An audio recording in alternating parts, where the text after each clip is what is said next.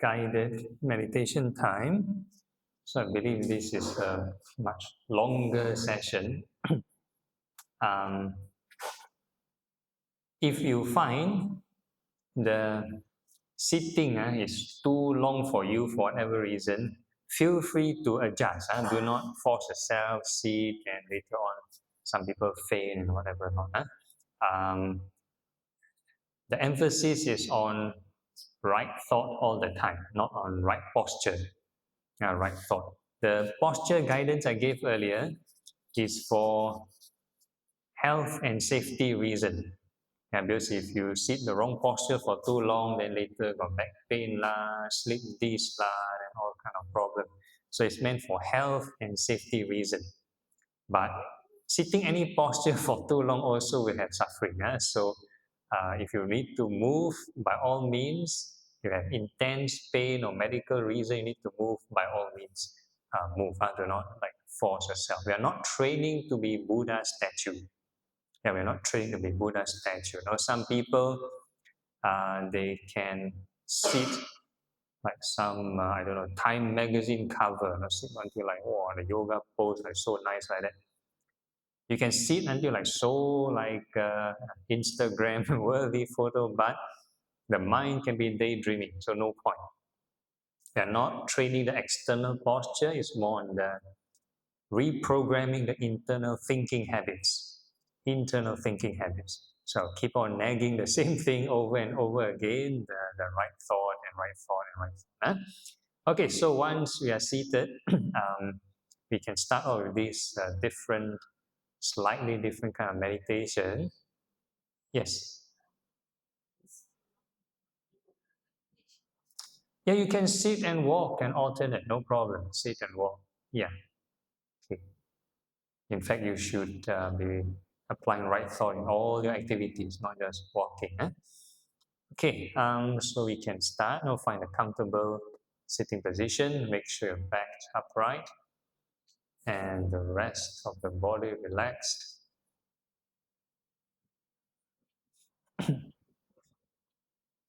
Okay, so this time round, we are going to do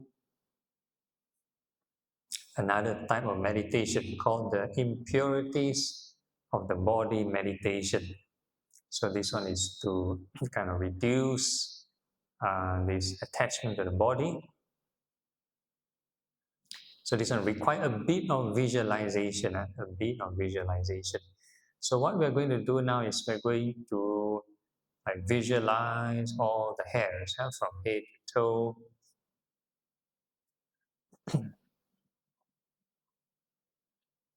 Usually other styles of meditation, we just think of that particular part of the body only. So, but for my case, we add the right thought. What happens if we do not add the right thought? If we see the hair and then we find it, so ugly today, this hairstyle so messy, I don't like the fashion, then the mind will be inclined towards aversion. Or you find that, this hair too beautiful, too nice, then you have this greed and attachment. So what we're going to do is when we think of the part of the body, we first wish it well and happy. So the same labeling. Think of a patch of hair, wish it well and happy.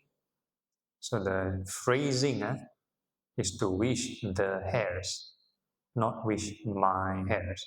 You don't add the my, the me, the I inside. Then you have harder time letting go later. So we don't add the person inside, we just wish the hairs well and happy. So when we generate a new image, think of a new patch of hair, wish it well and happy, new patch of hair, well and happy.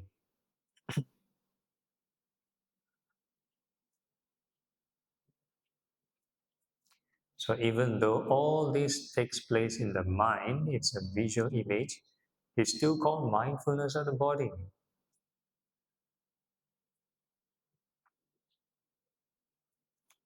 So the image of the hairs are part of mindfulness of the body. The wishing it well and happy, that's part of right thought. And the repetition, we call it right effort. So every time I think of new patch of hair, well and happy.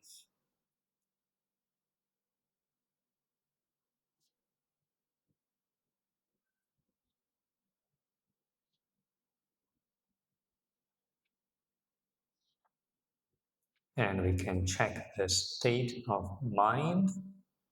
Is it getting calmer or getting more agitated, more stressed or more relaxed?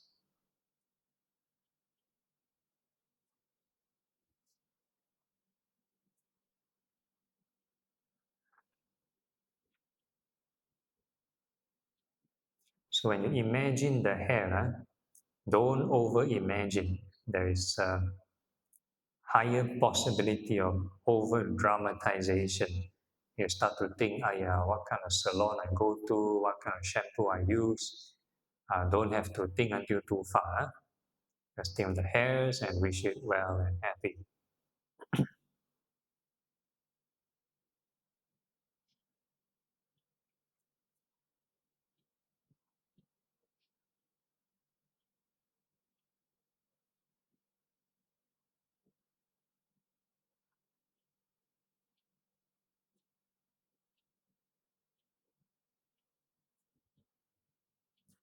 And if the mind is calming, means you are on the right track. So this craving usually manifests in a form of tension. So you find that kind of tension, so-called mental energy, kind of settles down. It means there's a calming effect. You're aware of the calming.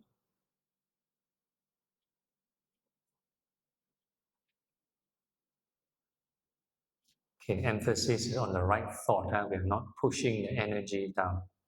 We're not doing any qigong. You're wishing the hairs well and happy.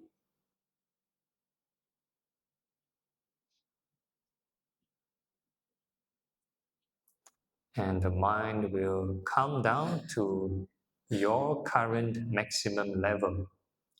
That means you'll come to a point where you cannot come any further.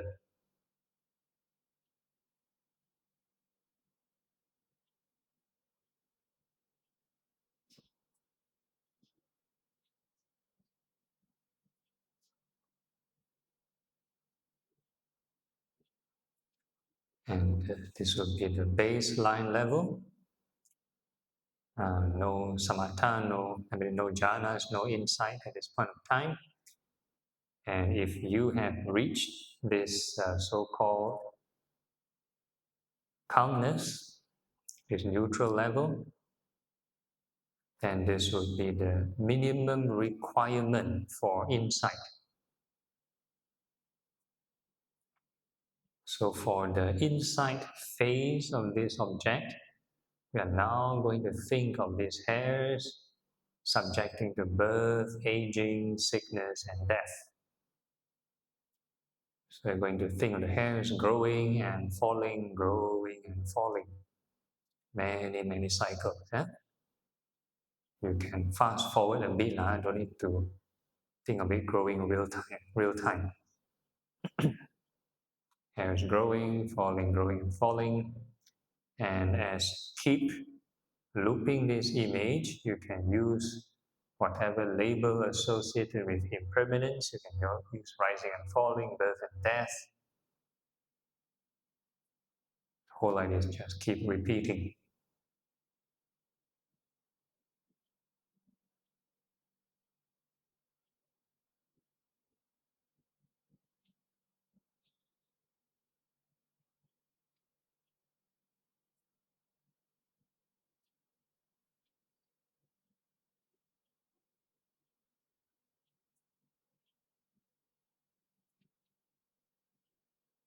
Okay, to this retreat's theme is this so-called 7 factors of awakening.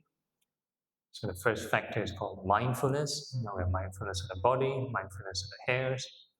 And the second factor is investigation of the Dhamma. So right now we're investigating impermanence. And the third factor is this energy or right effort. So we keep on repeating. And the fourth factor is actually a byproduct. If let's say you think of impermanence until there's detachment, then a surge of joy should arise by itself. You're not creating the joy, you're not faking it. It should arise naturally. So that's the fourth factor, joy.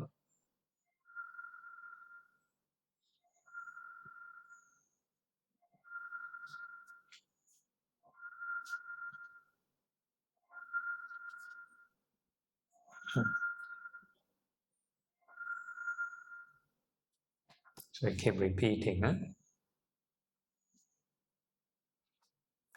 And if you're always mindful of impermanence, keep labeling impermanence, then this joy will eventually subside, and the joy will eventually sort of disappear. And that disappearance is called tranquility. That's the fifth factor. And if you keep on pursuing this impermanence, the mind gets more and more peaceful, more and more calm. The depth of the peace will be further. And that's the sixth factor, we call it samadhi. So this samadhi is not the jhana samadhi. It's more towards the insight part.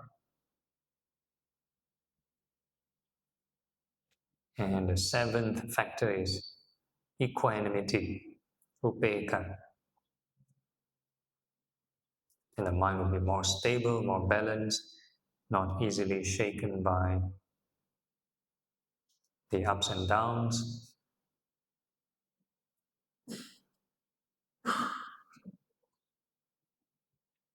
So the key to unlocking this chain reaction is always mindful of impermanence.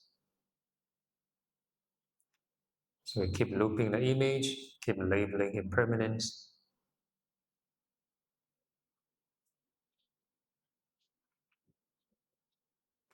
And we treat all the phenomenon as byproduct.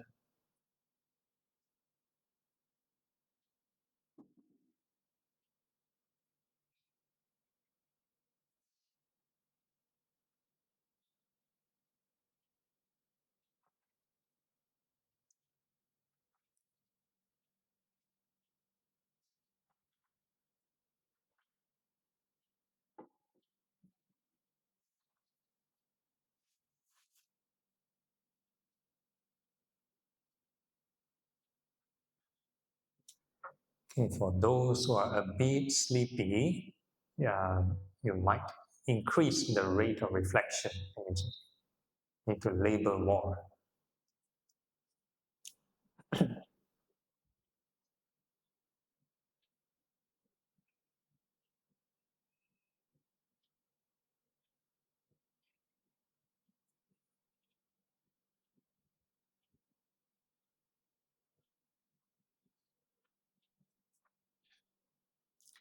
So there's a Buddhist story of this venerable Arahant Sivali. So it is believed that he attained enlightenment just by contemplating on the impermanence of the hairs right before his ordination. As Venerable Sariputta was shaving the head of this Venerable Sivali. And by the time he finished shaving his head, then he got enlightened. So how far can you detach depends on how far you keep on reflecting on impermanence. Every time you let the mind autopilot, it will drift off somewhere. And every time you think of impermanence, it will go back on track.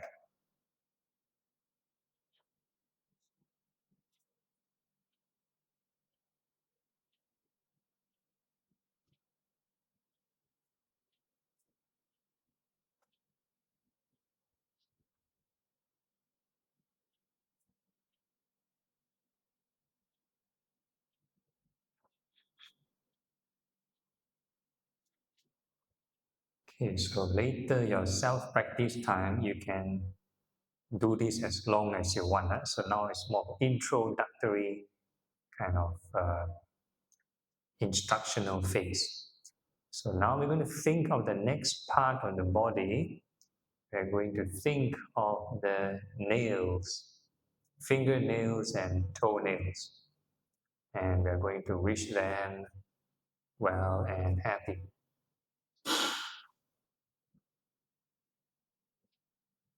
So the wishing the body parts well and happy is the samatha aspect.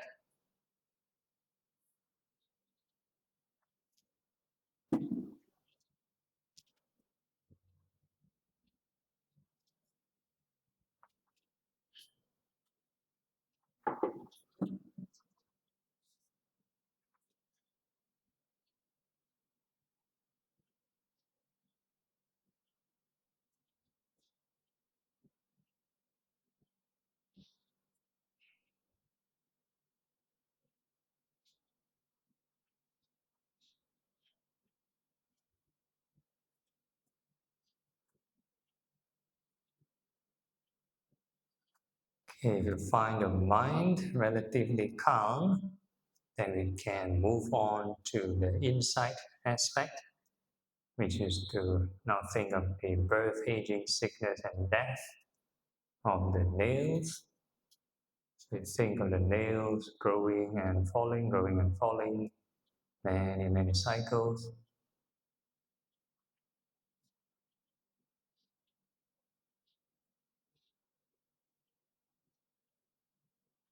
And as we keep looping the image, we need to concurrently label impermanence.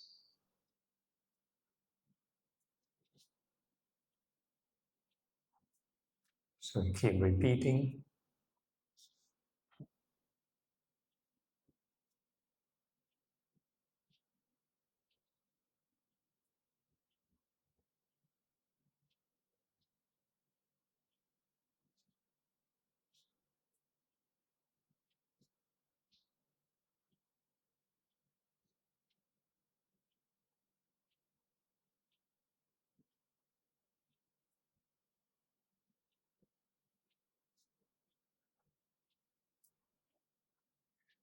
Okay, for those who need more things to investigate, this image composes of the 5 aggregates. We are not training the hairs, we are not training the nails, we're actually training to let go of the 5 clinging aggregates. So by visualizing the nails, you're using your mind door consciousness. That's the 5th aggregate. And whenever you generate a new image, that is a mental formation. That is the 4th aggregate. And when you think of certain shapes, certain color, certain labels you give it, you call it old nail or young nail. That is perception. That's the 3rd aggregate. And when you think of the different growing and falling phases of the nails, you might have different feelings. How do you feel when there's a young nail? And when it grows old, what kind of feelings? And when it falls off, what kind of feeling? So feelings is a 2nd aggregate. And for the 1st aggregate, you call it form.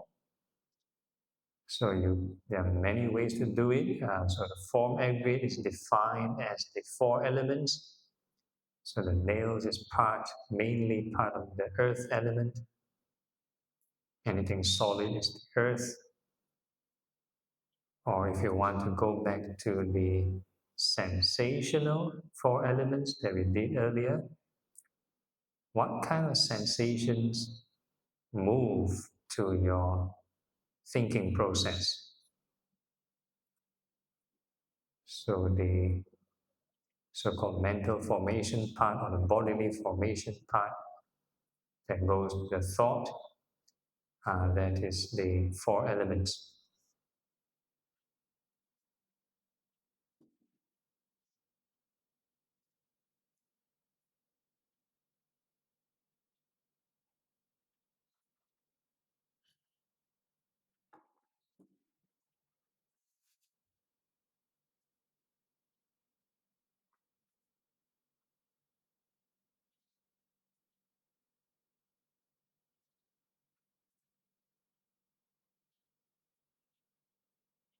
So when you think of the birth and death of the nails, we are also actually observing the birth and death of the five aggregates, moment to moment.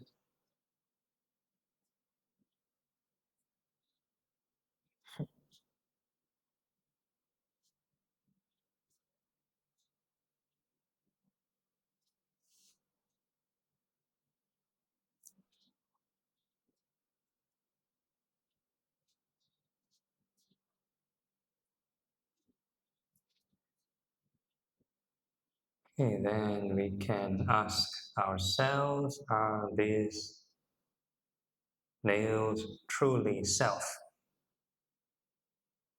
Can we tell the nails not to go through birth and death?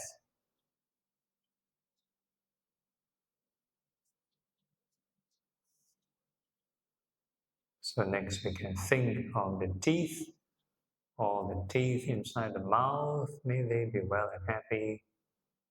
All the upper rows of teeth, lower rows of teeth, may they be well and happy.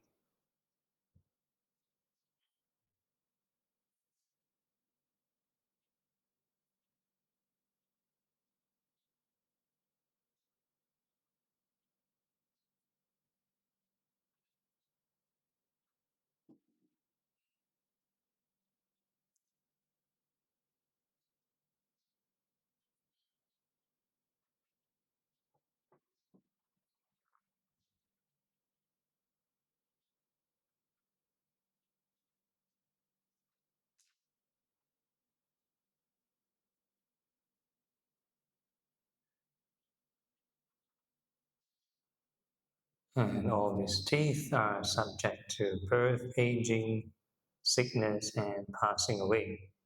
So you think of the teeth growing and falling, many, many cycles. And as we keep looping this image, we need to keep labeling impermanence.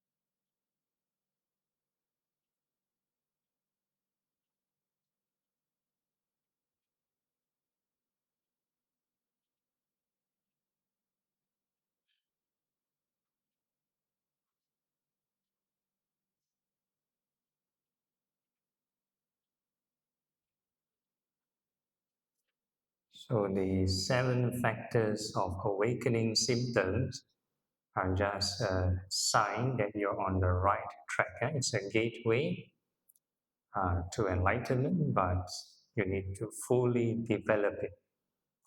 So after so-called passing this gate, you need to still carry on a long journey, journey of detachment.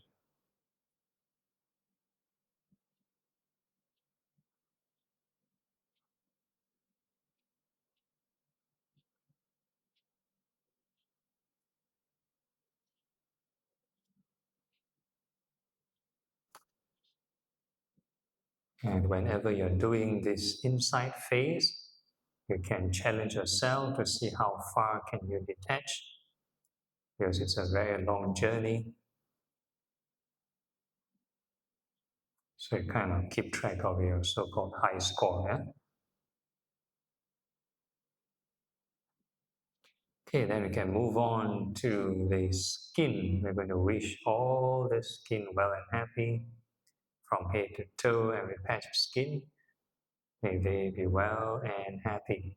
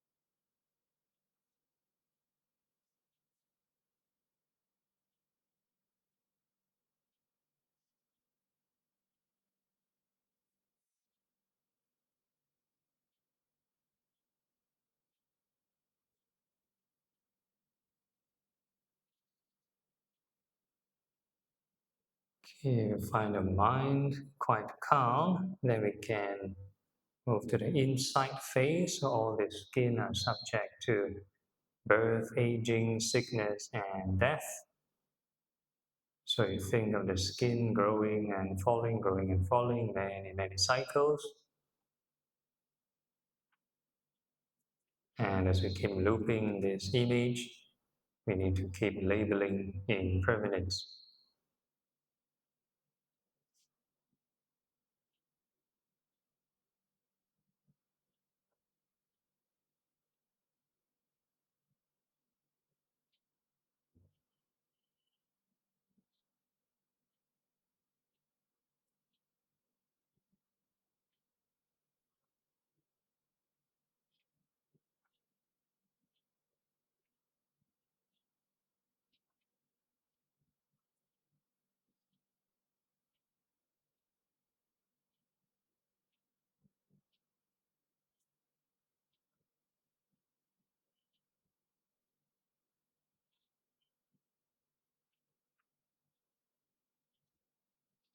If you encounter this drowsiness, try to avoid paying attention to the drowsiness. Pay more attention to the impermanence of the growing and falling of the nail of the skin.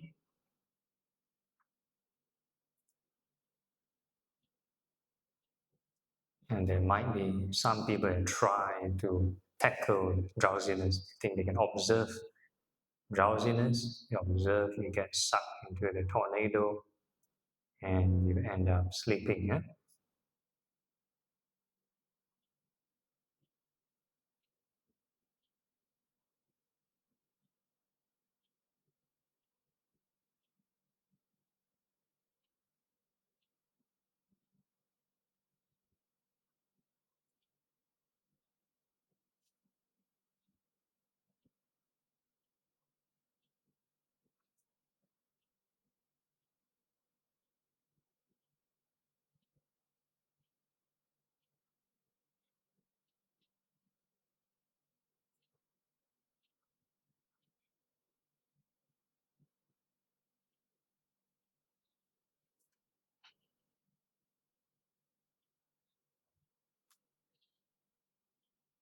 Okay, then we can ask ourselves, are the skin truly self?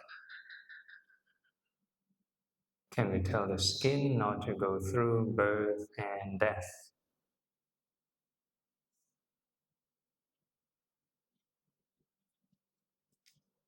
Okay, then now we move on to the four sublime states, similar to what we did earlier. We are now going to familiarize ourselves with the four elements. So this time round, no more imagination. Huh? So from now onwards, no visualization. Everything is real-time evidence. So whatever sensation that you can detect, whatever appear, we first make peace with them, wish them well and happy.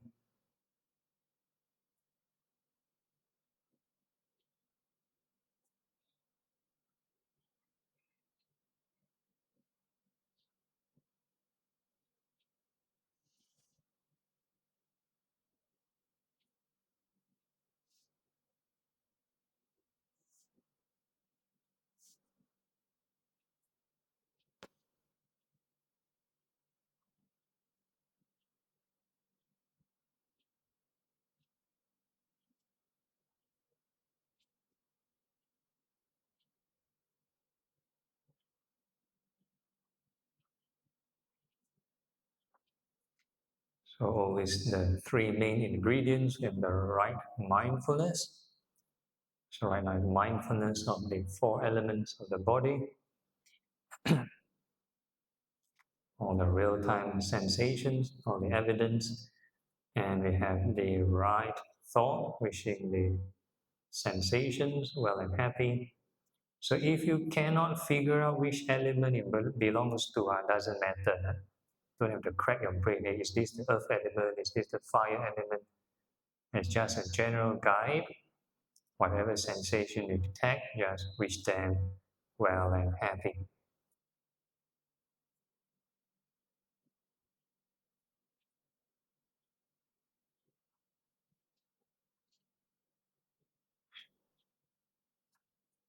And there's this right effort.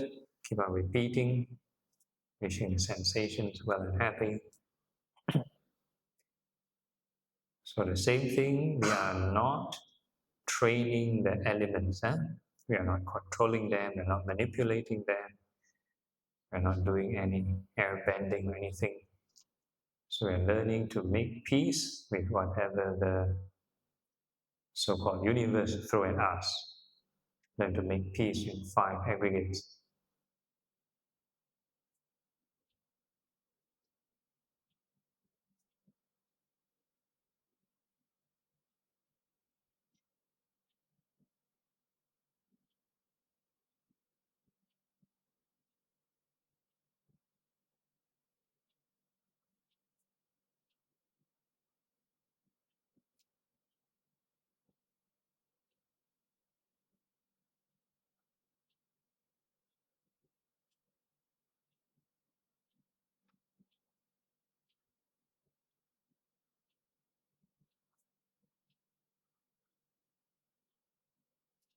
Okay, so the more you wish the sensations well and happy, it will have more or less the same phenomenon, the same calming effect. The reason why being the same because we are dealing with the same five aggregates. So it should come down to the baseline emotion, the neutral baseline state.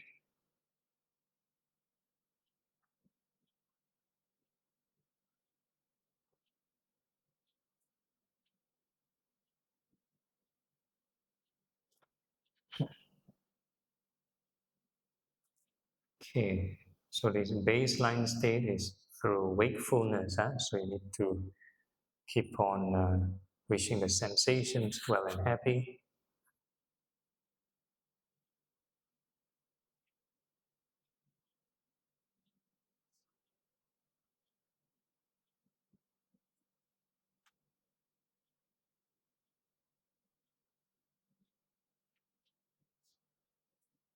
And once you have taken note of this state of mind, we're now going to wish all beings in all directions well and happy, above, below, all across, all directions, no need to push, just a general concept of all directions. And we let the mind extend naturally by itself, however far it wishes to extend doesn't matter.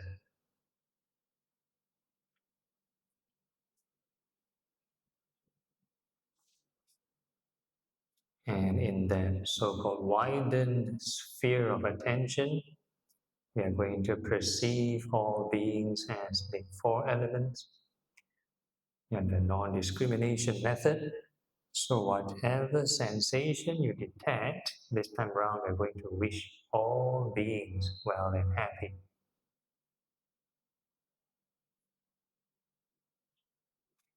When new sensation appear, may all beings be well and happy. New sensation appear, may all beings be well and happy. So it doesn't matter, it's inside the body or outside the body, small area, large area, doesn't matter. You detect something, may all beings be well and happy.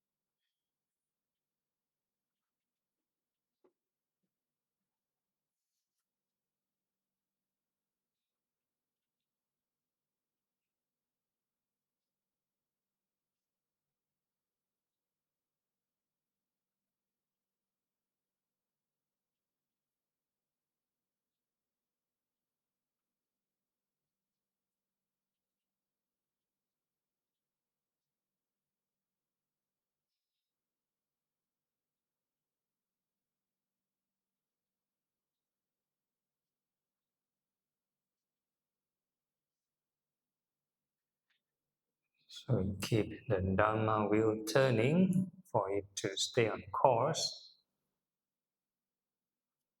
May all beings be well and happy.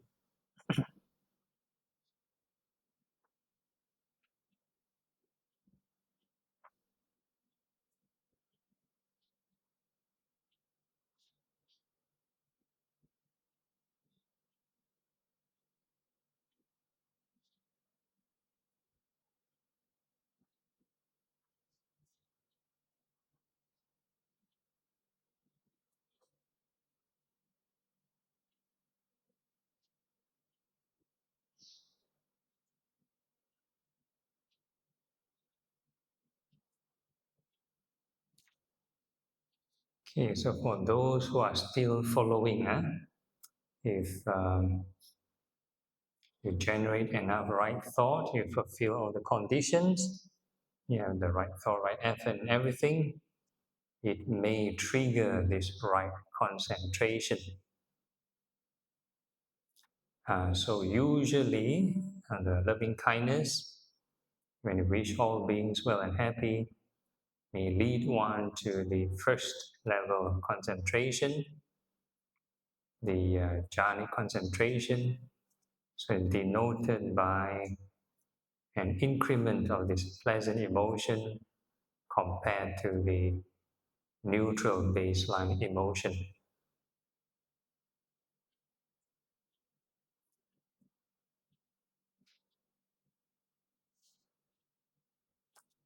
So regardless of what you experience, keep on wishing all beings well and happy.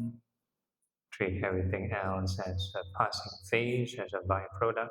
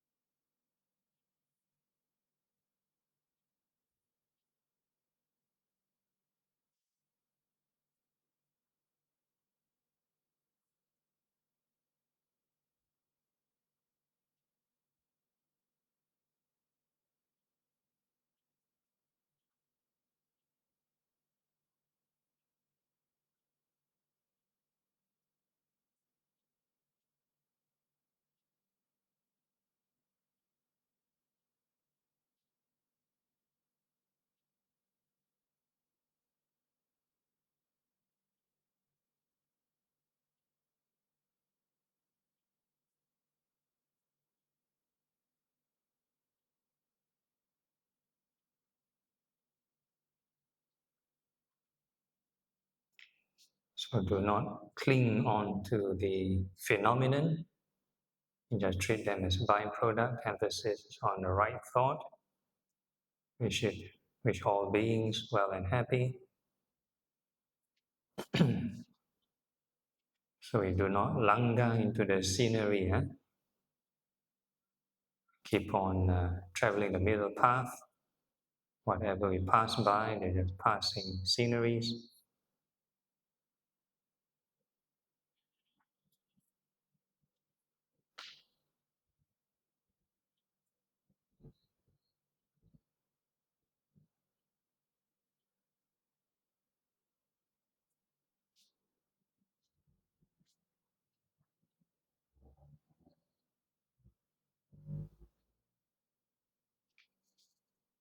Okay, then we move on to the insight phase. We're now going to, instead of wishing all beings well and happy, we change the label to impermanence.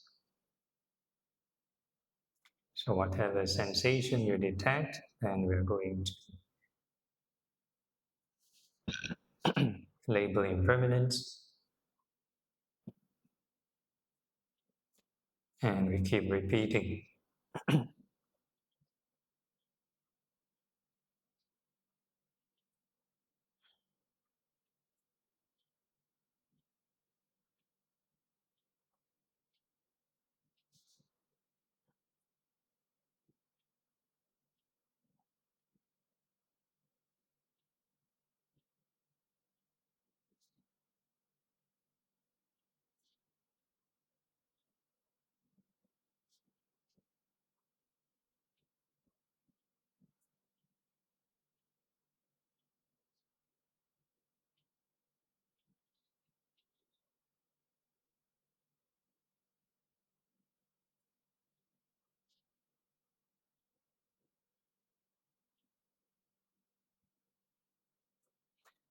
Okay, so for those who are feeling a bit drowsy, you might increase the rate of reflection.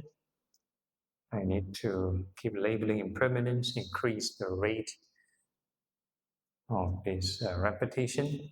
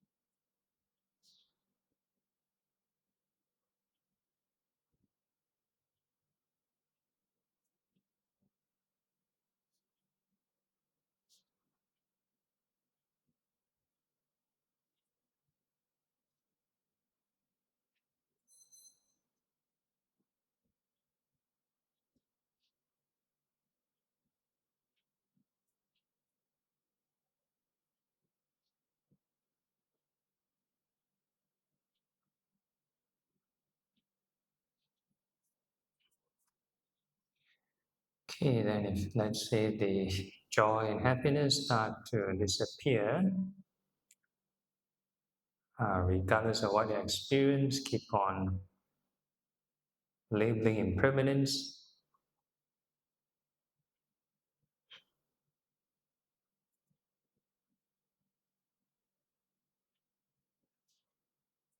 You let your experience like this neutral but very refreshing kind of experience.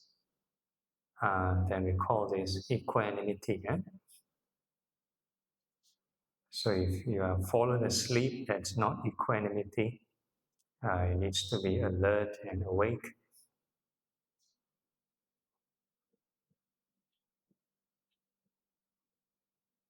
So the idea to keep repeating the labels is to generate wakefulness.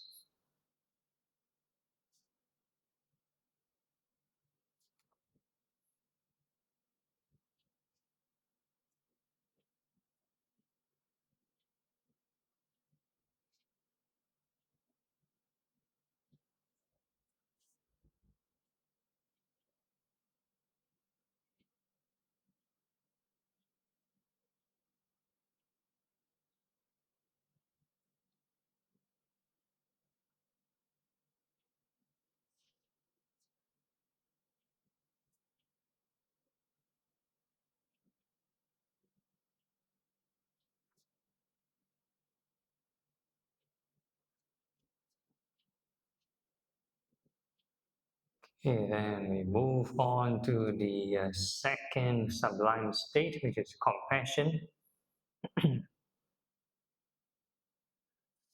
So we are now going to wish all beings may they be free from suffering. So using the same non-discrimination approach, all beings, whether they are rich or poor, healthy or sick, as long as they cling on to the sensations, they cling on to the elements, and that will result in suffering. So whenever we detect any sensation, they are subject to clinging. So we are going to keep on wishing. May all beings be free from suffering. So that's the right thought that we are holding on.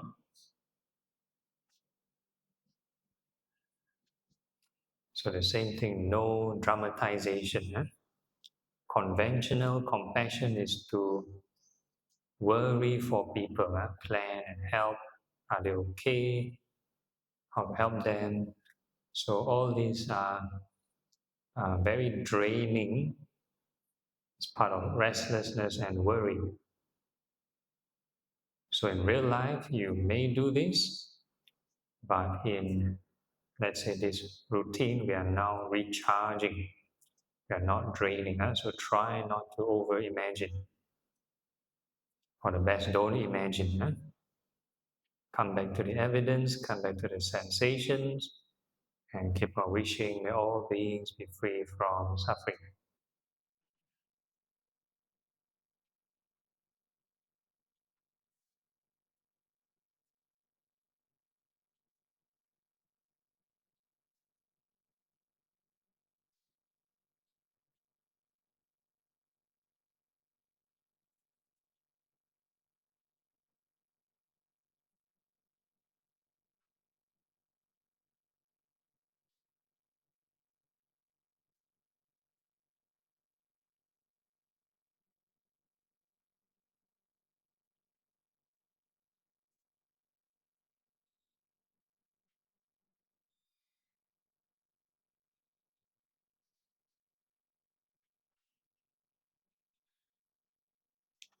Once you start to imagine a scenario, how to help this person or how to help some other country, and if you start to get many series and episodes of the drama, you become the character, face the dramas, up and down dramas, then that's a new samsara.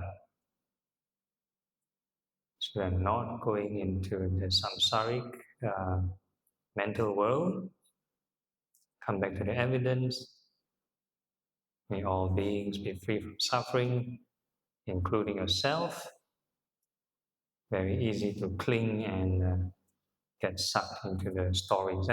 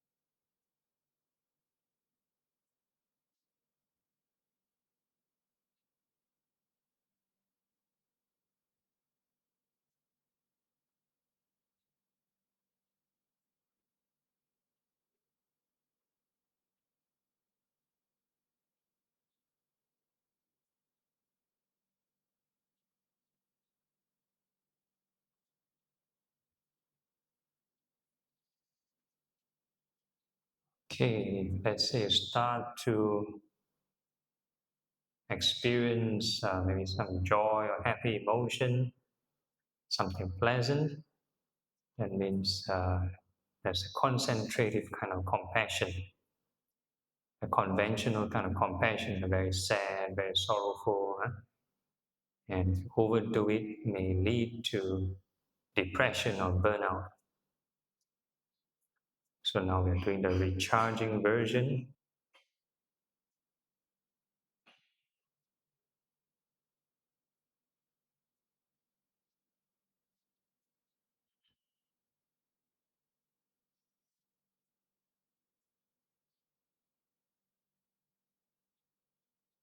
So regardless of what happened, keep on wishing all beings free from suffering.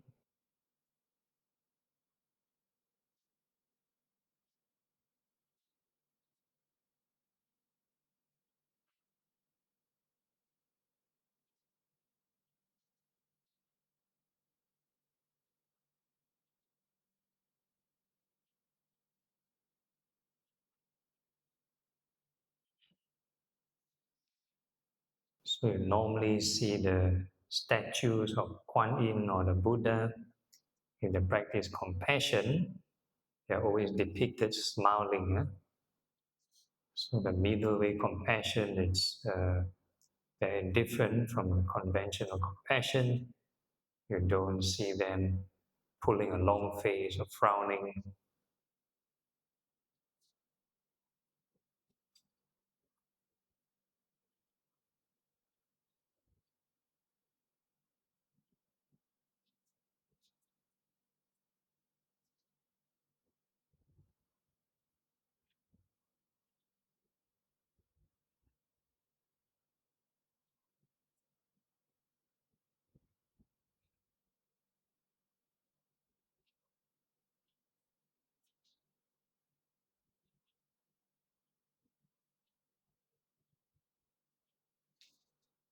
Okay, so now we're going to add the insight portion. So we can reflect how to overcome the suffering, which is to not cling onto the aggregates. So in order to do so, we're going to use the same reflection of impermanence to shake off this clinging.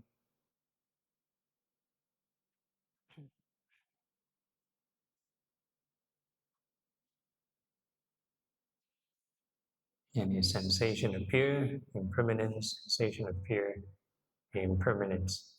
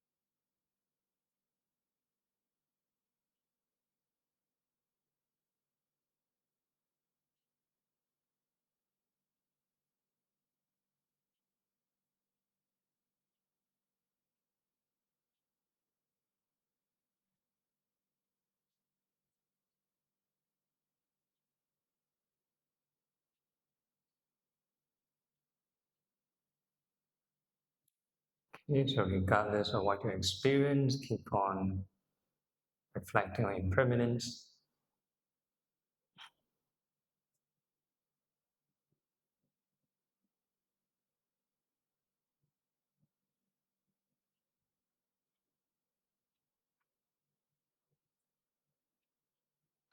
So even in Mahayana Buddhism, Kuan Yin in the Heart Sutra talk about crossing the other shore. So in order to cross, you need to row the boat. Every time you think of impermanence, you're rowing. If you're not thinking, you're letting the boat drift all over the place, the currents will drag you everywhere.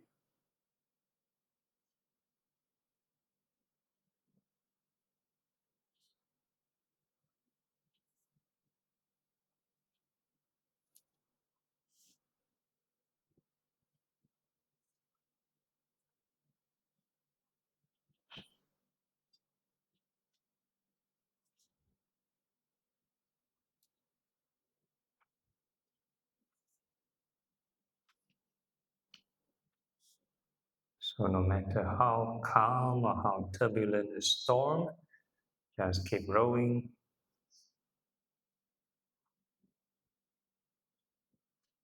Keep on thinking of impermanence.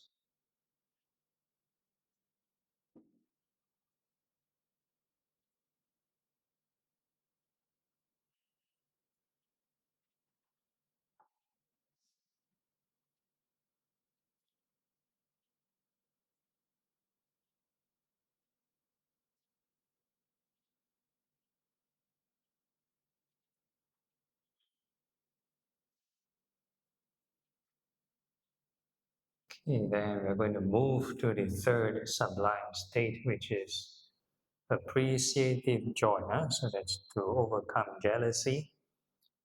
So we can rejoice with all beings. So in this reflection, using a non-discrimination approach, all beings, whether they are the winners or losers, as long as they go through the process, they will gain some kind of experience. So similarly, whenever we detect any sensation, we also gain some kind of experience. So when new sensation appear, we can rejoice with all beings. New sensation appear, rejoice with all beings.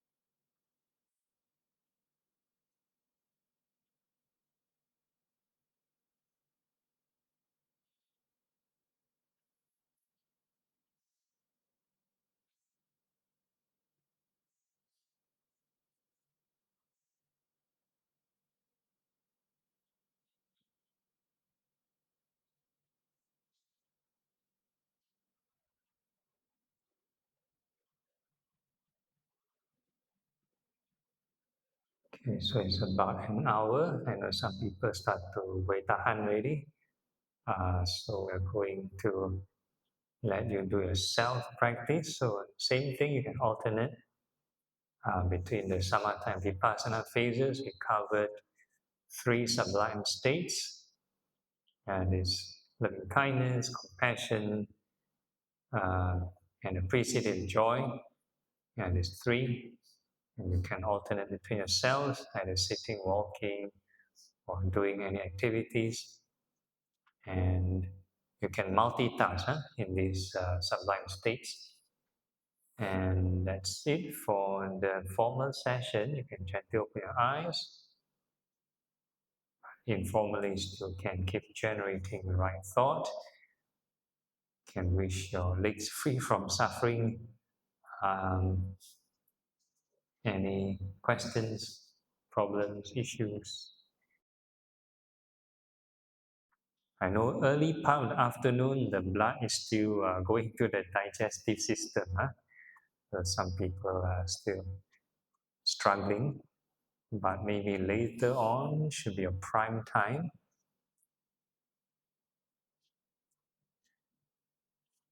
No issues, all okay? Yeah.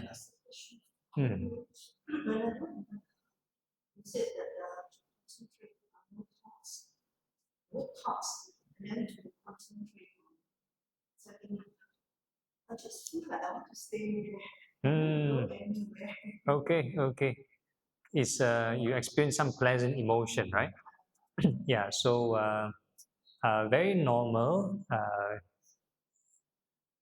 It's a kind of clinging. So the whole idea is keep on generating the right thought, keep on putting effort, don't keep on wishing all beings well and happy. So of course, in this group setting, my job is to introduce you the different steps and so on. But if you do individually, you want to do as long as you want, no problem.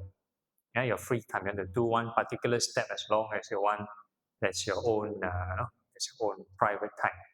Yeah, but group setting, if I do only one step, a bit boring for some people. So we move on to different phases. Yeah. So it's all right to stay. Yep. All right.